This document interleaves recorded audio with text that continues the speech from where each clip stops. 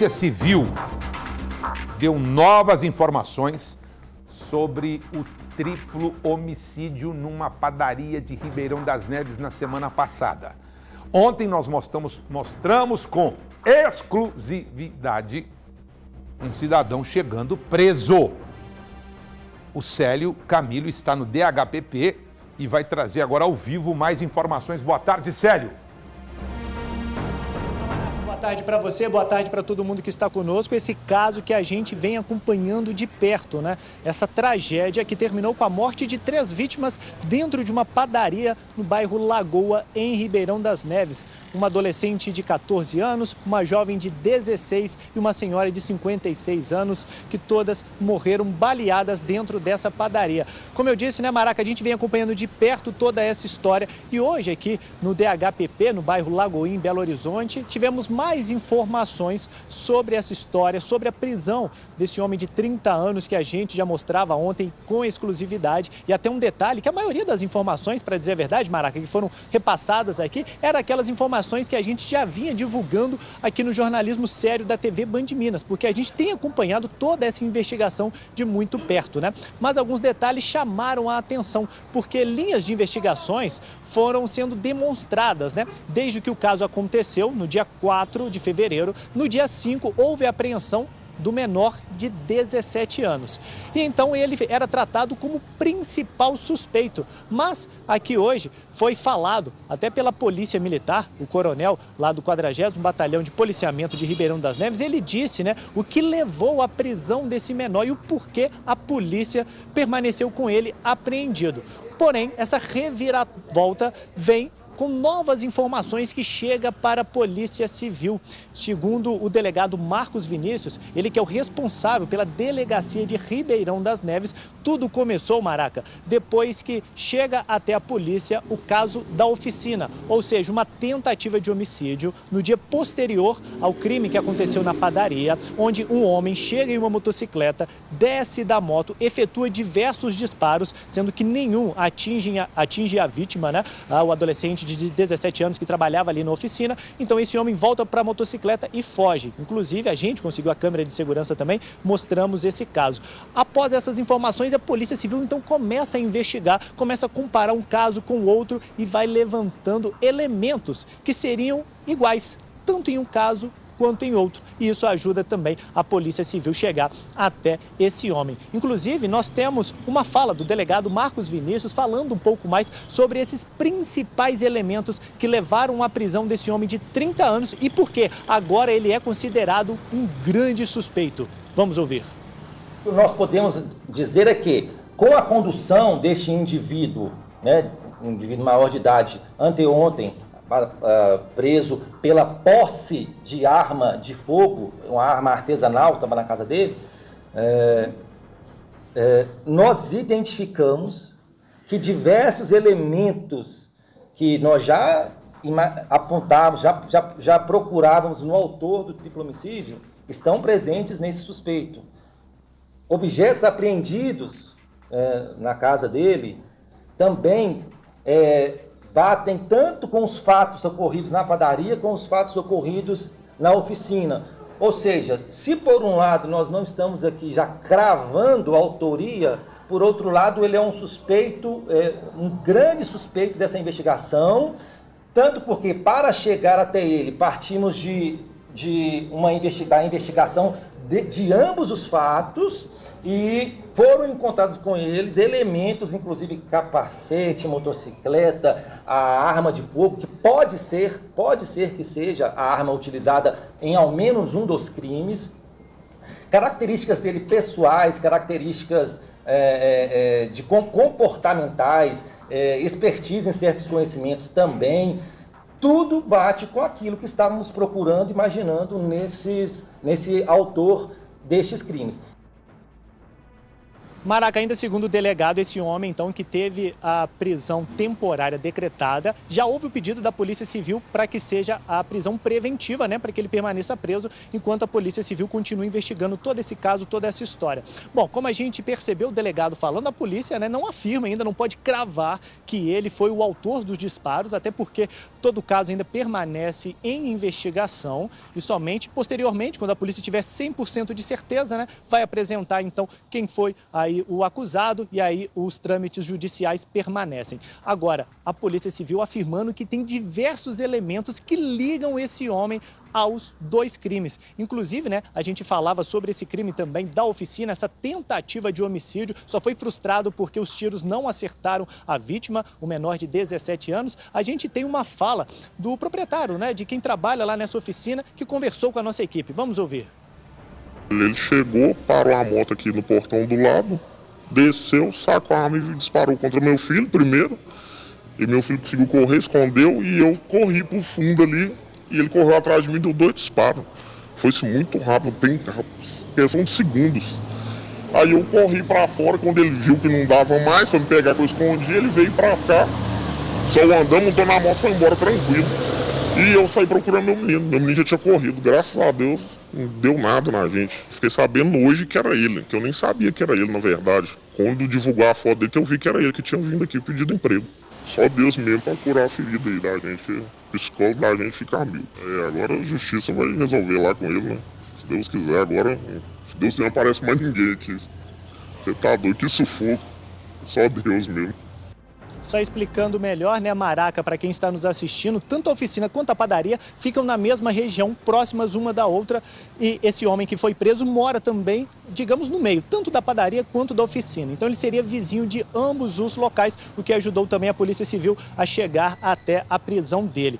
Bom, Maraca, ainda sobre esse homem, né, a gente mostrou a prisão dele, ele está à disposição da Justiça, todo o material está sendo periciado de acordo com a Polícia Civil. Eu até perguntei em questão da arma, né, se seria a mesma arma utilizada em um dos dois crimes. O policial não quis me dizer, Maraca, em qual crime é, mas pôde confirmar que a arma é idêntica a um dos dois crimes, seja a oficina, seja a padaria. Agora, o que chama a atenção em toda essa história, em todo esse caso, claro, é o adolescente, o rapaz menor de 17 anos, ele que é ex-namorado da Natiele, né? A gente indagou também a Polícia Militar, que, claro, né, deu somente as informações que podia aqui nesse momento, mas de acordo com a Polícia Militar, o coronel que estava aqui presente do 40º Batalhão de Polícia Militar, Maraca, os principais elementos que levaram na apreensão desse adolescente foram testemunhas que teriam afirmado para a Polícia Militar, depois que a polícia chegou ali na padaria, né, isolou o local, algumas testemunhas passaram para a Polícia Militar informações sobre esse adolescente, que ele seria ex-namorado da Natiele. Como a gente conversou com a família também no dia do enterro, houve uma briga entre os dois momentos antes, né, no mesmo dia do crime, só momentos antes, lá na padaria. Essas testemunhas levaram essas informações para a Polícia Militar, percebendo ali também que eles haviam terminado um relacionamento há pouco tempo, enfim, segundo a Polícia Militar, houve todos esses elementos que levaram na apreensão do adolescente. E aí, como é que fica a situação dele? Nós indagamos aqui também. A Polícia Civil, desde ontem, quando realizou a prisão, de acordo com o delegado, apresentou para o Ministério Público todas essas informações sobre esse grande suspeito, né, que havia sido preso pela polícia. E sendo assim, o Ministério Público entendeu que o adolescente, então, ele deve agora ser solto. De acordo com o delegado, que confirmou aqui para mim, Maraca, quando eu estava esperando para entrar ao vivo, já depois da coletiva, a juíza já decretou, então, que o adolescente seja solto ainda nesta quinta-feira, viu, Maraca? Tá certo. Eu teria observado que em algum momento esse cidadão que foi conduzido ontem e que nós mostramos com exclusividade, teria no depoimento confessado o triplo feminicídio.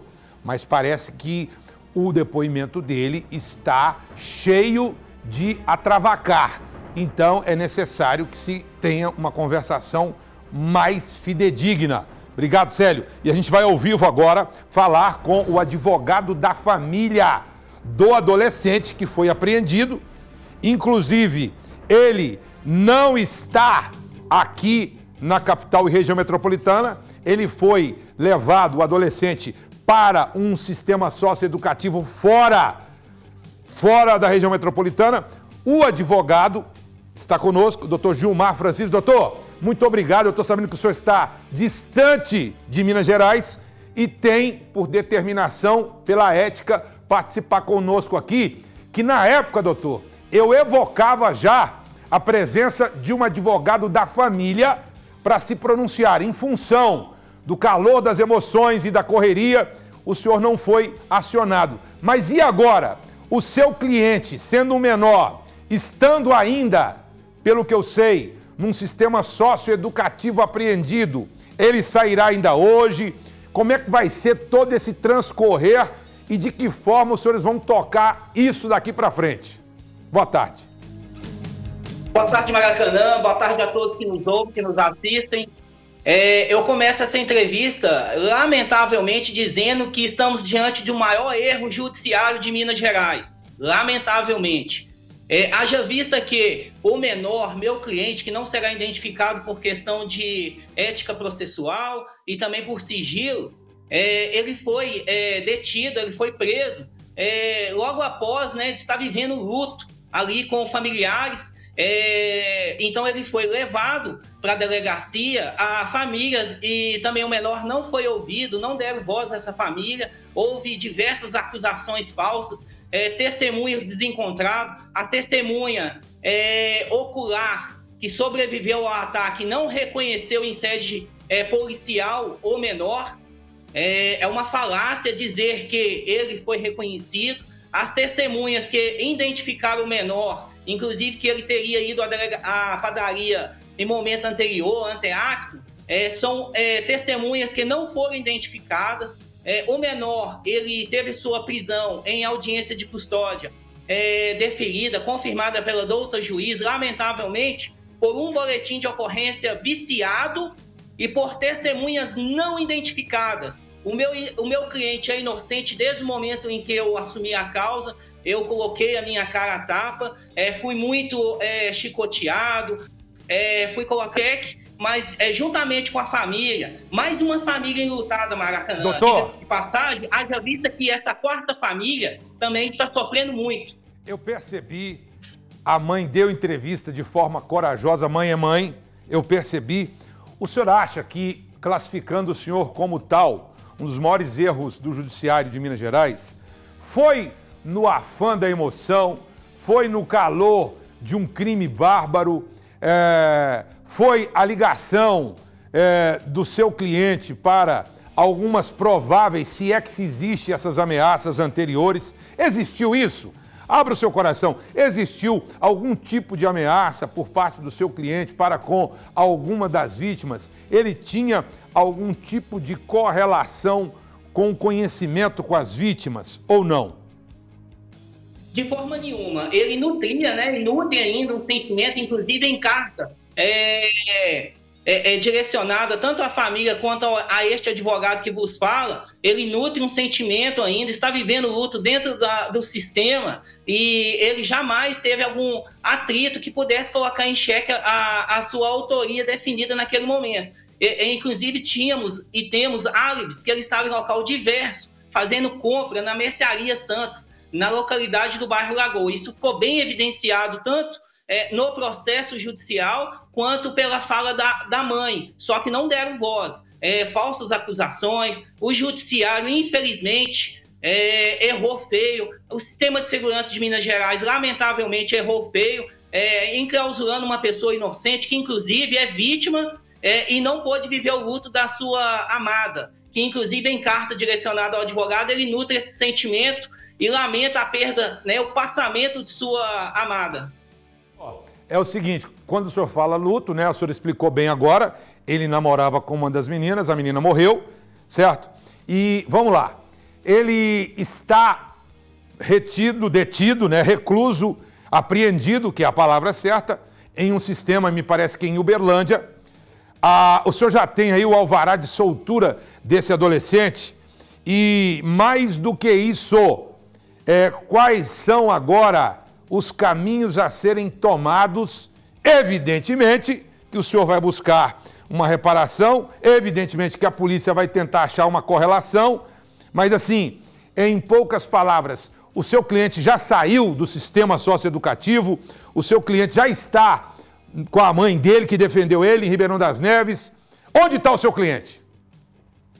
Então, Maracanã, por questão de segurança, eu não poderei falar o local exato onde o menor está, mas posso te adiantar que ele não está em Uberlândia, obviamente. Ele já houve uma decisão no bojo do processo /inquérito, em que o juiz, avaliando principalmente o requerimento e as provas juntadas por este advogado no processo, juntamente com a manifestação, induzimos, né, o Ministério Público a manifestar favorável diante das provas soltura do menor. Já houve esse deferimento, agora há pouco, em primeira mão, da soltura dele, mas ele ainda não foi colocado em liberdade, haja vista que há no processo um pedido de colocação em programa de proteção à família, tanto do menor quanto da família. As ameaças, elas não tão somente existiram, como elas existem ainda. Hoje eu recebi pela manhã prints de conversa de rede social, a família sendo ameaçada. É um caso grave, um caso atípico, um erro judiciário gritante em Minas Gerais, e se não fosse a família correr atrás das imagens que provavam que o autor do crime não era o menor, esse psicopata, esse maníaco, estaria solto fazendo novas vítimas, como foi feita por um homicídio tentado na Mecânica. Está acompanhando aí a prisão de mais uma pessoa que está dentro do histórico dessa tragédia absoluta. Uma tragédia. No seu instinto de advogado, o senhor acha que essa pessoa irá confessar? Porque, a priori, aí entra a conjectura de internet, que é bolufas para ela, a internet quer nos engolir, quer nos engalfinhar. O senhor acha que esse rapaz aí tem uma correlação? Porque ainda não foi feito o exame de balística. Conversando agora com o senhor tecnicamente, não foi feito o exame de balística para comprovar que os tiros que foram disparados nas 3 pessoas são provavelmente da mesma arma que foi apreendida ontem com esse elemento. Mas o senhor acha que há uma conjectura muito real desse homem confessar, ou ele não está confessando com medo de que lá na região de Ribeirão das Neves a turma que matou essas meninas está jurada de morte? Qual que é a opinião do senhor? Maracanã, eu posso afirmar com convicção, tanto pela ausência probatória, fragilidade probatória, quanto aos álibis juntados por este advogado no bojo do processo /inquérito, em que apura a autoria do menor, não há provas que o meu cliente está na cena do crime ou seria o autor intelectual, de forma nenhuma, nem executor e nem autor intelectual. Sobre o suposto, né, o provável autor, executor na padaria, lamentavelmente, dessa tragédia mineira, o que acontece que, no depoimento dele, embora ele não seja confesso, as provas não deixam a duvidar, por todo o arcabouço probatório que foi apreendido. Os materiais, eles vão em direção, em consonância a tudo que foi falado, as características pelas testemunhas. E estamos diante aí de um serial killer, um maníaco. Haja vista que a carta que ele escreve para a mãe, quando foi preso, que a polícia teve acesso, essa carta, ela, em tom de despedido à mãe, ele já provavelmente premeditava um suicídio, ou ele tinha certeza da sua morte. Tá certo. Agora, eu também presumo, doutor, que o chocalho tocou lá em Ribeirão das Neves. O crime, que oriundo chama-se de crime organizado, deu uma ordem lá dentro, e a gente sabe disso, de que o autor ou ele se entregaria, ou ele apareceria morto, ou a polícia iria pegá-lo imediatamente. Diante do que o senhor está dizendo aí, que ele já teria deixado uma carta falando que iria sumir, que ele ia isso e aquilo, a polícia evidentemente vai buscar as comprovações, ainda mais agora, né, doutor? Diante do que o senhor disse, de um maior erro da história do judiciário aqui em Minas Gerais, é preciso ainda mais minúcia nas investigações. Doutor, Gilmar Francisco, o senhor compromete conosco qualquer novidade, a gente está aqui para zelar a ética, para zelar a paz e para zelar os esclarecimentos desse crime, sim, o maior da história até agora em Ribeirão das Neves, de uma tragédia que não tem fim. O senhor se compromete, doutor? O espaço aqui é do senhor. Sim, me comprometo sim, Maraca, com o seu programa, né, que inclusive foram um dos precursores que apoiaram, foram um dos únicos que deram voz à família. E também saliento que o menor, ele sendo liberado, posteriormente a família conclamará uma coletiva de imprensa, onde a família poderá, né, exalar ali seus sentimentos de luto, a família, das vítimas, e também todo o sentimento agora com o menor já no seio familiar. Tenho aqui minhas considerações, agradeço pelo espaço e me comprometo sim. Tá certo, muito obrigado. Se faz jornalismo dessa forma. Muito obrigado, doutor. E aí? O que a gente fez aqui? Cobrou da justiça. E um pronunciamento do Estado. Porque quando acontece a prisão de qualquer bandidão ou de um caso emblemático, as autoridades, principalmente aquelas que pensam numa candidatura para algum cargo público, o que elas fazem?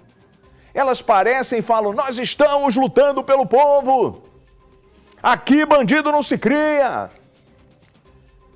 Mas quando um menor é apreendido e depois descobre que não foi ele, depois que a gente ouve a mãe suplicando para isso e mostra uma carta do menor dizendo: gente, quem matou está em liberdade. Aí a polícia prende um suspeito. A polícia prende o suspeito e aí todo mundo fica falando assim: então quer dizer que aquele menor, como a Band vinha falando e a mãe estava gritando para todo mundo e a defesa dizia que era talvez o maior erro do judiciário de Minas Gerais, quer dizer então que realmente ele pode não estar envolvido? Aí ontem, Dr. Rios, do Departamento de Homicídios de Ribeirão das Neves, falou assim: gente, esse homem que está aqui, ele está preso por causa da arma. A gente está investigando o caso do ataque lá na oficina, o caso do triplo homicídio. Ele não assume o triplo homicídio, mas em função de tudo que está acontecendo, ele é o principal suspeito. E aí o que o doutor faz? Encaminha todo o material para a Justiça, Ministério Público e companhia. Ele falou isso ontem. Doutor, é Marcos Rios, não é isso? Marcos Rios, que eu tenho um respeito incrível, tem mais de 18 anos de profissão nessa área. E o cara que está na homicídios, ele tem que ser um cara diferenciado, tem que gostar de trabalhar com isso. Não é qualquer um que tem a aptidão. Bom, o cara, tecnicamente, ele pode ser, mas isso tem que estar no feeling do sujeito para trabalhar na homicídios, como é para trabalhar na narcóticos. São coisas completamente diferentes do que você possa imaginar. Não está só relacionado à burocracia do papel. Tem que ter uma vocação para estar nessa unidade. E ele tem isso. Gosto de frisar bem. Depois de tudo que foi mostrado, aí vem a decisão da Justiça. A Justiça determina a liberdade do adolescente de 17, que foi apreendido por suspeita de envolvimento num triplo homicídio, na morte de 3 mulheres, numa padaria de Ribeirão das Neves, na Grande BH.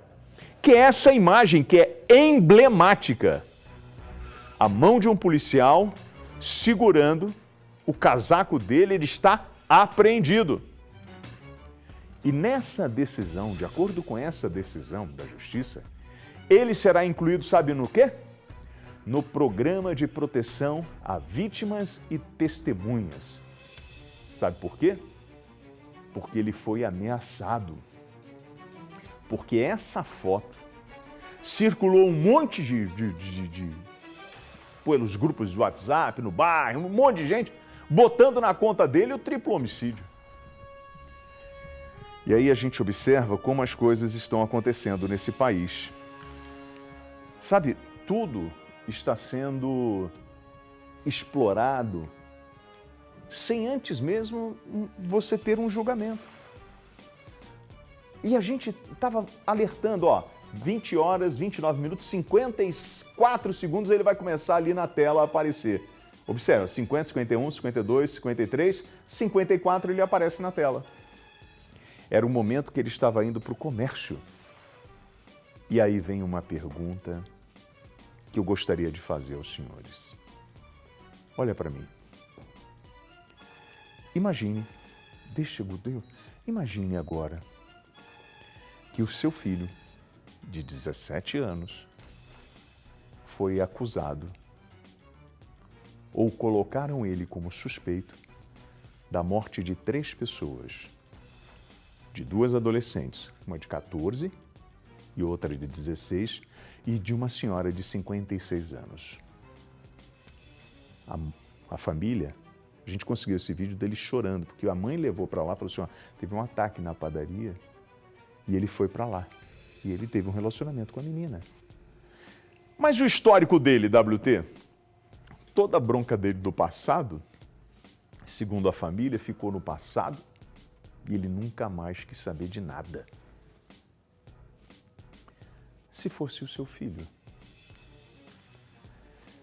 se fosse o seu filho sendo acusado de um crime que ele não cometeu, se você estivesse, imagine você ouvindo esse choro do teu filho.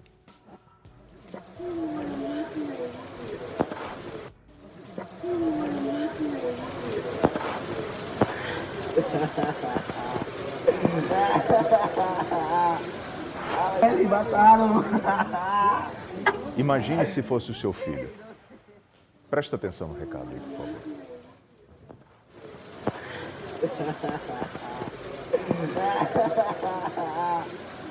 Eles mataram.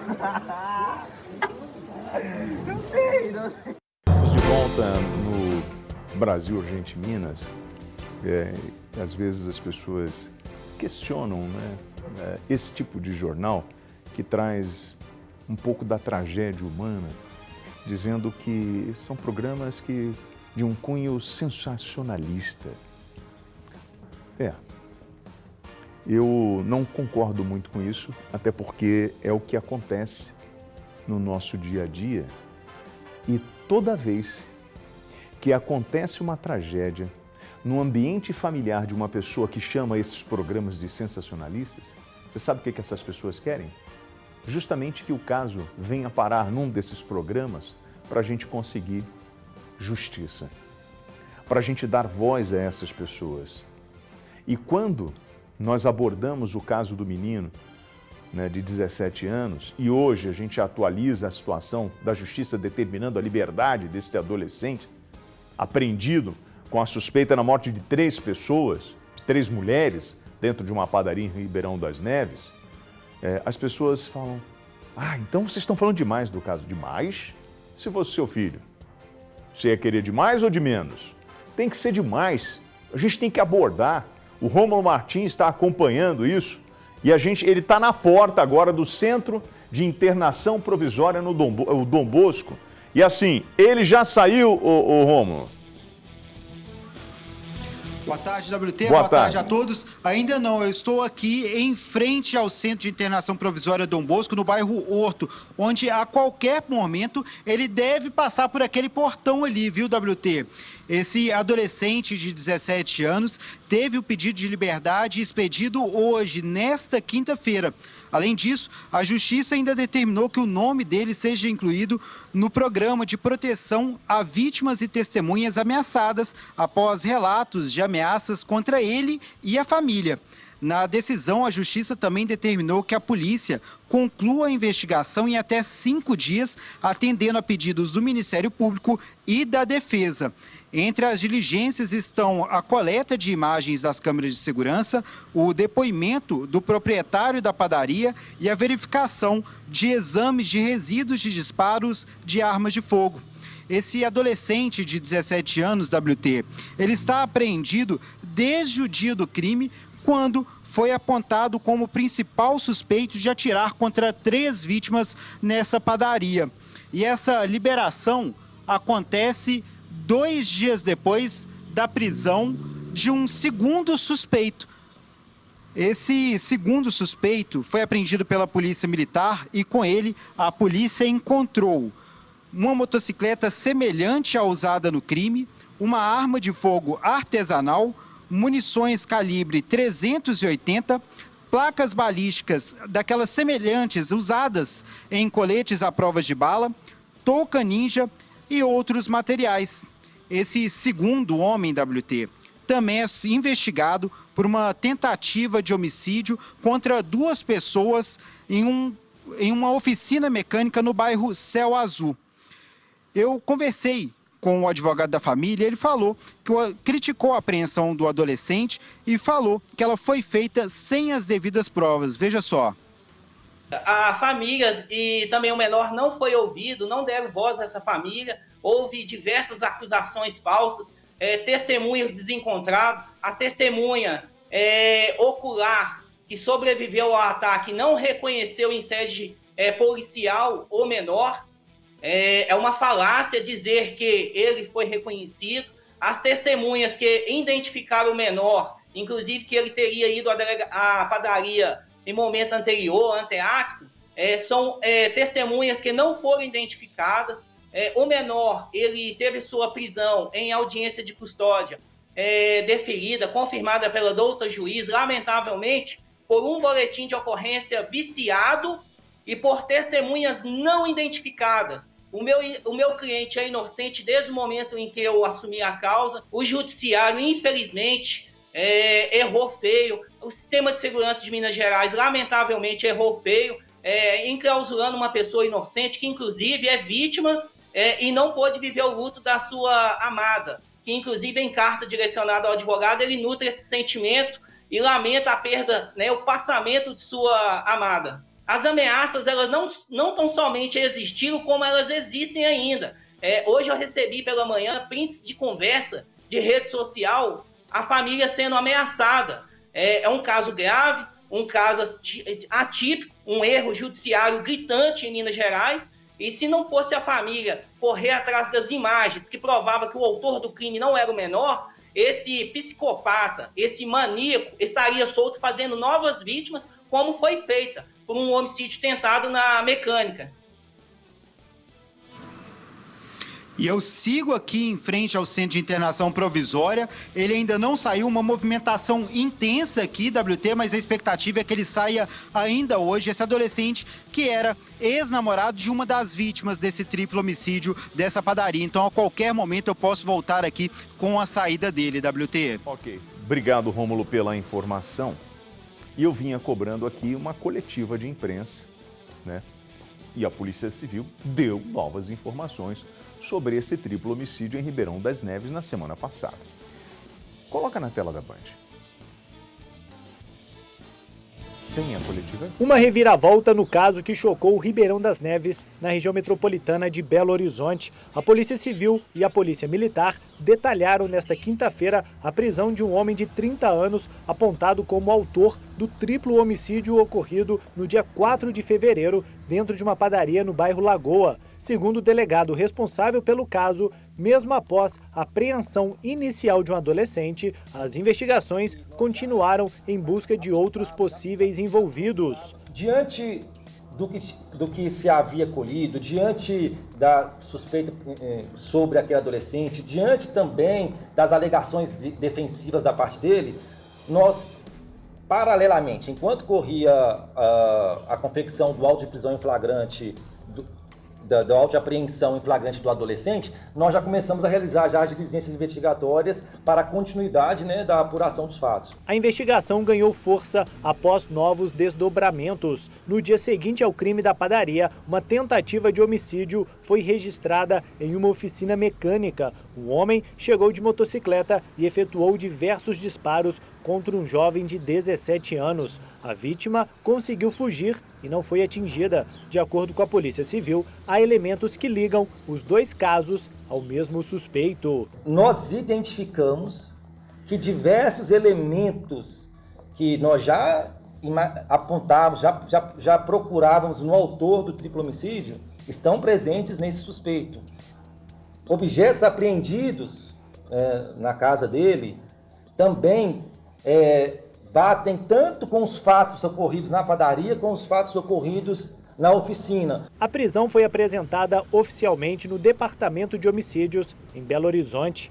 Desde o dia do crime, a investigação passou por mudanças importantes. Um adolescente de 17 anos, ex-namorado de Natiele, chegou a ser apreendido inicialmente, mas com o avanço das diligências, a polícia identificou inconsistências e novas provas que apontaram para outro homem como possível autor dos disparos. O crime terminou na morte de Natiele Camille, de 16 anos, funcionária da padaria, Ione Ferreira Costa, de 56 anos, cliente do estabelecimento, e Emanuele Giovana, de 14 anos, filha do proprietário do comércio, que chegou a ser socorrida, mas não resistiu aos ferimentos. Segundo a investigação, o suspeito teria chegado sozinho ao local em uma motocicleta, usando capacete e efetuado diversos disparos contra as pessoas que estavam no interior da padaria. A Polícia Militar explicou também o que motivou a apreensão inicial do adolescente. Tinha informações lá de testemunhas que estavam no local ali que não quiseram se identificar, temendo alguma represália ali, que teria envolvimento naquela ocorrência. Diante de uma série de contradições apresentadas lá pelo menor, pela família dele, ele foi conduzido inicialmente como suspeito dessa ocorrência. O celular dele foi apreendido, assim como o das vítimas também foi recolhido pela perícia da Polícia Civil, para que a Polícia Civil pudesse dar andamento à investigação e realmente elucidar. De acordo com a Polícia Civil, o Ministério Público apresentou uma representação pela liberação do adolescente apreendido, pedido que foi acatado pela Justiça. As investigações continuam. A motivação do crime ainda está sendo analisada e outras linhas investigativas não foram totalmente descartadas. Temos suspeições de investigação, da motivação. Temos, assim, algumas. Mas a gente não pode falar porque não temos certeza e pode ter mais de uma motivação, né? Pode ser patrimonial, passional. Sim, pode ser um monte de coisas. Inclusive, quando começa uma investigação dessa, se abre um leque e aí vai do passional a, enfim, qualquer outra coisa. Entendo, respeito a todos os profissionais envolvidos, agradeço a coletiva, mas eu senti falta de uma autoridade do Estado, como sempre acontece. Não só a Polícia Civil, como a Polícia Militar. Mas eu gostaria de, por exemplo, ter ali o presidente do Conselho de Defesa Social, que é o vice-governador Matheus Simões, está sempre em toda a coletiva de segurança pública. Por que eu estou falando isso? Porque eu gostaria de ver, após a repercussão desse caso e a prisão deste adolescente, eu gostaria, por exemplo, de ver a apresentação dos elementos que levaram à prisão ou à apreensão do adolescente de 17 anos. Ele foi apreendido em função do quê? Em função de ter um relacionamento com a menina? Em função do seu histórico, do seu passado? Quais são os elementos? Quais foram os elementos apresentados à autoridade policial, à justiça, para determinar a apreensão deste menor? Foi para protegê-lo, colocando ele no centro de... Você pode botar a fachada do centro, se tiver, assim que tiver a fachada do centro, a gente coloca ali, para trancafiá-lo, ali, ó. Nós colocamos esse menino no Centro de Internação Provisória Dom Bosco para proteger esse menino da sociedade que queria matar o garoto, ameaçou o garoto. O porquê que nós... Quais são os elementos no momento do crime que levam a este menino? Porque ele está quantos dias, Ulisses? Vamos fazer as contas aí? Quantos dias que ele está dormindo nesse centro de internação? Isso pode ter salvo a vida desse menino? Não duvido que vão falar isso. Porque como ele estava ameaçado, você tranca ele ali e não tem como matar. Não é isso? Mas imagina, eu queria saber o porquê. E aí você, não, porque nós tínhamos elementos. Não, quais? E aí, Ministério Público, quais são os elementos? Todo mundo. Eu queria ver a autoridade máxima do Estado se pronunciando, falou assim, gente, aconteceu isso aqui. E ele foi, porque a defesa desse menino, ela fala que esse foi talvez o maior erro do judiciário do Estado de Minas Gerais. Não pode acontecer. Qual foi o erro? Aconteceu um erro, ele tem que ser apontado. E em que momento de todo esse processo, que aconteceu essa falha que levou esse menino até lá? Se é que nós podemos chamar de falha. Porque são 8 dias. 8 dias que tem um garoto de 17 anos que foi apreendido pelo Estado brasileiro, a sua liberdade foi privada e colocaram ele como suspeito de um triplo homicídio. A lei permite isso, então tá bom. É isso? Pode? Tá bom. Eu só quero saber quais são os elementos, ou é uma coisa arbitrária? A justiça aceitou essa decisão, baseado em quê? Porque aí a gente tem que questionar isso, pô. Isso não pode ser uma coisa que vai passar tranquilamente, que eu pego um garoto aqui, meto ele em cana e depois eu resolvo, amigo. Se é ele ou não é, apareceu outro, eu coloco em liberdade, vamos embora. É assim que a gente vai. Como é que funciona? Me explica. Eu tô curioso, quero saber como é que funciona. E por quê? Porque na coletiva eu tô vendo estão colocando o trabalho dos policiais que estão no homicídio investigando. Tá tudo certo. Isso é uma coisa. Estão falando assim, olha, a gente fez isso, prendeu, conseguiu fazer isso. Ok. Até aí tá tudo bem. A polícia militar presente, tá tudo certo. Nada contra essa coletiva ou contra a forma que foi apresentada. Eu estou falando de uma coisa maior. Eu estou falando sobre um jovem de 17 anos que não tem voz na sociedade, de uma família simples que não tem voz na sociedade e que 8 dias da vida desse sujeito foram roubados da sua história. Roubados. Ele não acordou em casa. Ele chorou nesse ambiente, nesse centro de internação e provavelmente chorou igual um bebê, se sentindo injustiçado, sabendo que a namorada, o amor dele, ou qualquer coisa nesse sentido, porque você sabe como é adolescente, o amor é sempre maior, é sempre tudo muito grande, é sempre tudo intenso, e eu pego esse garoto e falo assim, ó, mataram a sua namorada, ou sua ficante, você pode escolher o termo aí, não sei, e você tá trancafiado aqui, cara. E ó, vou te dizer mais, lá fora tem um monte de gente ameaçando a tua família e você. E aí, a gente tá... Ô Rômulo, a família tá por aí? Ele vai sair? Como é que tá? Como é que tá a situação agora aí?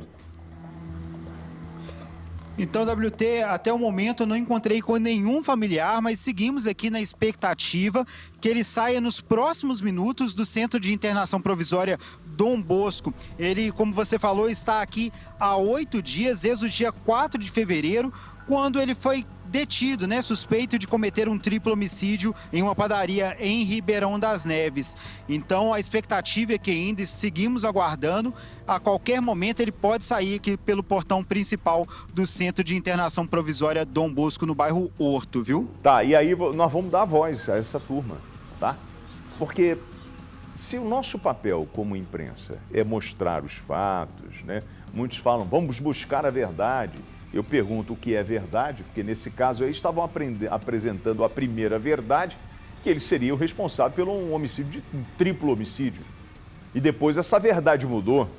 Então quem sou eu para ficar buscando a verdade? Eu só quero saber o seguinte, governo do estado de Minas Gerais, aconteceu um erro na apreensão desse menino ou não? E eu pergunto mais, para todos os senhores que estão envolvidos nisso. Foi uma decisão justa a de apreender este menino? Me respondam tecnicamente isso. Se tudo que estava ali foi tecnicamente, realmente foi tudo muito bem feito, William. Nós tínhamos os elementos, tudo bem. Eu vou falar assim, ó, gente, faz parte do processo, é isso aí, não tem o que fazer. Agora, se houve um pré-julgamento, se houve uma falha no sistema, eu não quero ficar caçando o responsável, porque cabem aos senhores encontrar. Eu só quero identificar aonde foi esse erro para evitar que um outro adolescente passe pela mesma situação ou qualquer outra pessoa na sociedade que não tenha o direito de falar ou voz para falar. E agora eu vou dizer mais para os senhores. Não há dinheiro que pague isso. 8 dias trancafiado. E sabe quem é que vai pagar essa conta? Porque provavelmente essa família vai acionar o Estado, vai entrar na justiça, vai ganhar. E é por isso que eu estou perguntando quais são os elementos. Me apresentem. Porque se não tem e a justiça conseguir isso, você sabe quem é que paga a conta? Não vai sair do CPF do governador do estado. Não. De nenhum secretário. Vai sair dos cofres públicos. Nós vamos pagar essa indenização. Ou seja, a sociedade, se condenada por um ato administrativo, que provocou um erro, nós vamos pagar essa conta. Então, o mínimo que eu espero que alguém chegue e me justifique o porquê que lá na frente eu vou pagar uma conta. Ou então vão me dizer o seguinte: não, William, pode ficar tranquilo. Ninguém vai pagar nenhuma conta, porque nós agimos tudo certinho. Aí eu vou falar assim: pô, que bacana, gente, fica tranquilo, ó. Realmente é de praxe. E aí eu estou pedindo ajuda a todos os senhores que juraram em algum momento, com a mão num livro da lei, em qualquer lugar, não sei como é que você fez o teu juramento, em defender essa pátria, combater os vícios, os preconceitos, os erros, para que a gente viva numa sociedade justa. Me ajudem. Estou aqui, pedindo aos senhores para que a gente consiga encontrar nesse pavimento de mosaico com todas essas turbulências e diferenças uma resposta para o que aconteceu com essa família. Agora, pode ser que não incomode os senhores, mas a mim está me incomodando muito.